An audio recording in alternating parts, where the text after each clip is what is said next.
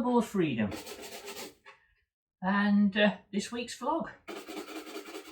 Now it's a miserable old day outside, so I thought I'll just get my shoes polished ready for work tomorrow, and I'm going to do a little bit of baking to pass the time. And I was pondering what I was going to show you today that's a little bit different. Again, something that a lot of people won't do. They enjoy the end result, but they don't want to go to the trouble of actually making it. So I'm going to finish these shoes. I'm going to get washed and changed, get all the sides wiped down, and then we're going to do a bit of baking. But in the meantime, I'm going to leave you with a little bit of music while you ponder what it is we're going to make. Now, I personally haven't done this recipe for over 46 years, so it's going to be a bit of a refresher for me too. And while you're pondering, just remember the clue is in the introduction. I'll catch up with you in a few minutes once I've got sorted. Get thinking.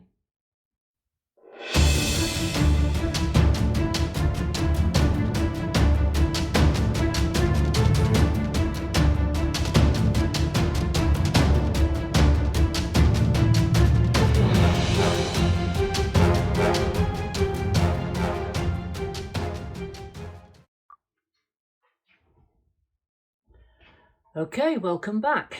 So, did you guess what it is that we're actually going to make today? As I said, the clue was in the introduction. And those sharp-eyed amongst you will notice that I was, as I said in the introduction, I was cleaning my shoes. So today we're going to actually make shoe pastry, although it is spelt completely different, obviously. So, nice and easy, very simple. Not a lot of ingredients that you need, and everything you want will be in your cupboard. So we're going to take you through it. We have 3 beaten eggs. Now, a lot of people leave their eggs whole, and I'll explain for that in a minute, but I'm confident, so I'm going to beat mine. 1 beaten egg left separate. You'll understand what that's for in a bit. 120 mils of water or milk and water. I do milk and water. The reason I put milk in is because the proteins in the milk, when you come to bake, help give the finished product a little bit of a nice golden brown finish. We have 50 grams of best butter, just cut up into chunks. We have 75 grams of plain flour, half a teaspoon of salt, and I've used a teaspoon and a little bit of sugar. You don't have to put any sugar in at all if you don't wish, but I do have a bit of a sweet tooth. That is the ingredients. Now let me show you how easy it is to make shoe pastry. Doing that. Okay, in a non-stick pan I've placed the milk and water mix. I'm going to put some heat under it, and we're going to put in the butter. And what we intend to do now is bring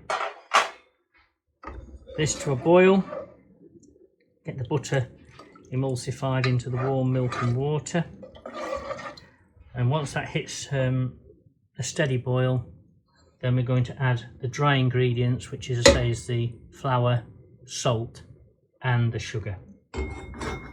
And it's called a panade when you put that together. It's very similar to making a roux, very similar, except obviously you don't have the water in the roux, you just have the fat.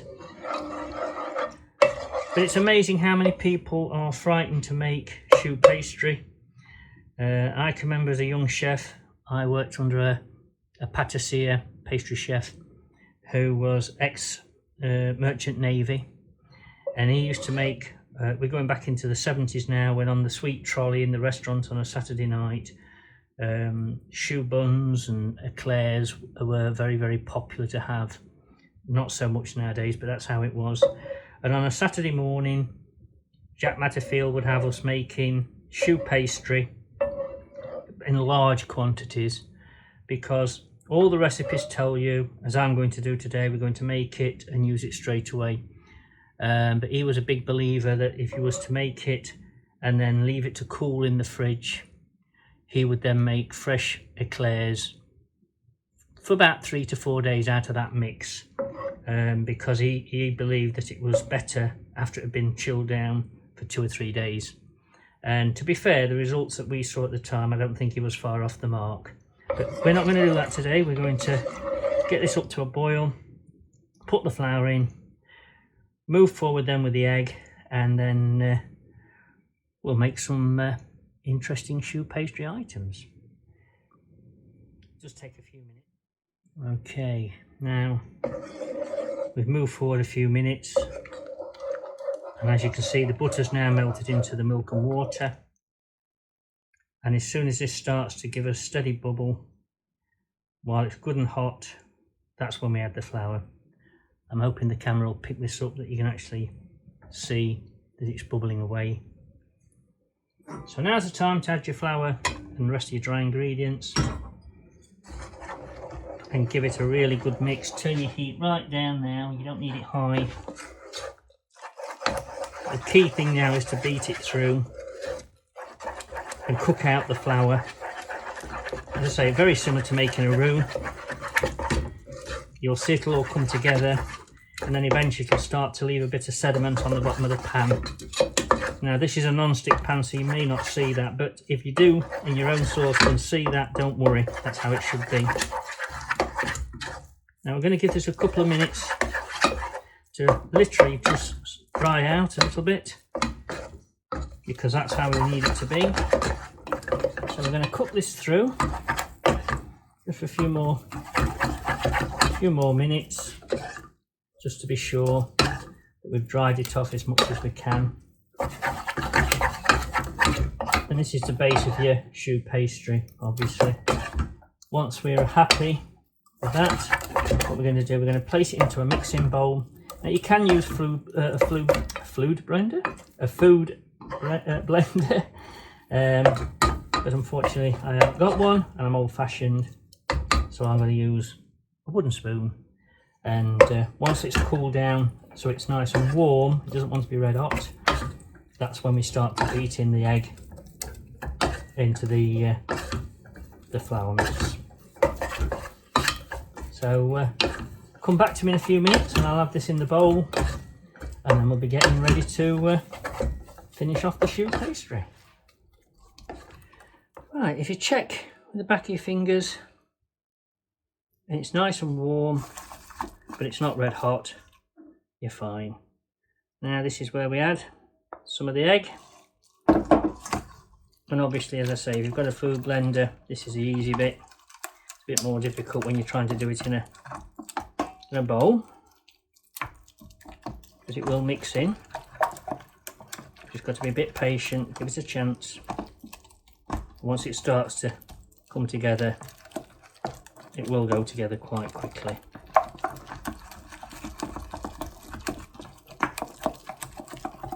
You can see it's starting to come together.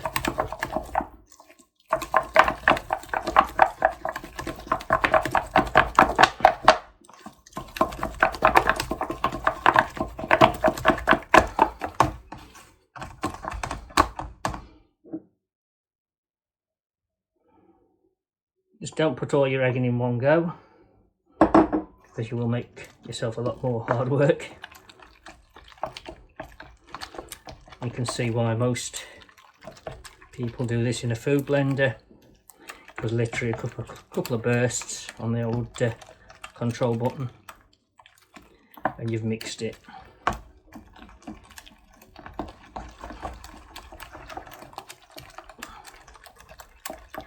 But it will go together.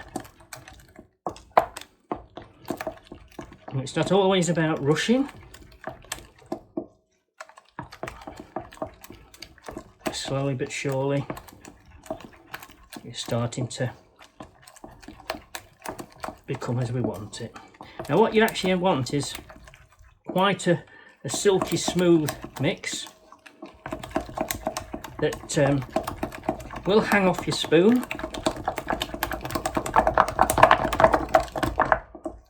and a really glossy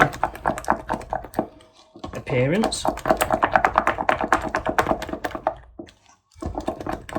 See how it's starting to come? It's starting to get there now. So I'll put the rest of the egg in. Now, I did say earlier I actually beat a spare egg. Now the reason for that is that it can depend on your room temperature, it can depend on the size of your eggs, and obviously the strength of your flour, or whether or not you've happened to put half a spoonful of flour more than you should have done in your mix. You may just need to loosen that mix with your bit of extra egg, and it's handy just to have it ready in case. I don't think we're going to need to do that. Now what I am going to do with mine, I'll just show you, look. As you can see, it's just coming off the spoon in silky ribbons. Now what I'm going to do with this, I'm going to place it into a bowl in the fridge, and I like mine to cool down for about half an hour, and then we'll get it in the oven and see what the end result is. That's perfect, that's just what we want. Now when you do cook these, we're going to cook them, preheat your oven, if it's a gas oven, to 5, so you're looking at 375 Fahrenheit, 190 centigrade. Cook a third of the way up, so your shelf wants to be a third away from the bottom, for about 15 to 20 minutes until a golden brown, whatever you're making with it, choux buns or eclairs. But the top tip is, once you're happy that they're brown enough, turn the oven down so it's on like gas 2, gas 3, or it's on like 200 Fahrenheit, and just give it another 10-15 minutes, which will help to dry them on the outside and keep them nice and crisp, and you'll still have a nice soft centre on the inside. Okay, I'm going to put this in the fridge and come back to me when we're ready to go in the oven. And welcome back. Okay, as I don't have a piping bag and I don't have a plastic bag that I can use as a piping bag, I'm going to spoon into these 4 Yorkshire pudding tins some of this nice cool mixture now, and let's see how it all turns out. It doesn't have to be piped, it obviously looks prettier when it's been piped. Good helping, because what we want is some nice big, hopefully some big choux buns. Now if you're doing profiteroles and you are piping, when the mixture's cold, what you will end up with is peaks, little peaks on the top. Now, golden tip, just dip your finger in some cold water and just rub your finger on top of the peak. So what you don't want is a little peaky bit like that, because what will happen is it'll burn. Okay, there's a little bit left there. I might make another one for Misty in a minute, and let's see how these turn out. Let's get them in the oven, and gas 5, 15 to 20 minutes, and then we'll turn the heat down and we'll let them dry for another 10 to 15 minutes. Okay, let's see how they come out.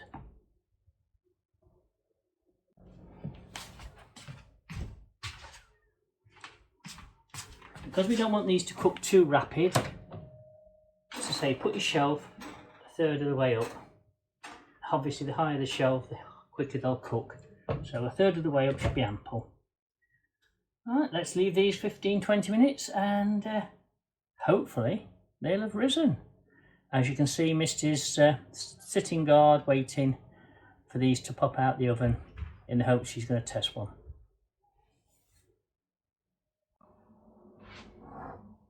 Okay, now this is the result, considering it's the first time in 46 years and I'm working on a stove in a boat that's run by Calagas, it's not bad. It could be better, but it's not bad.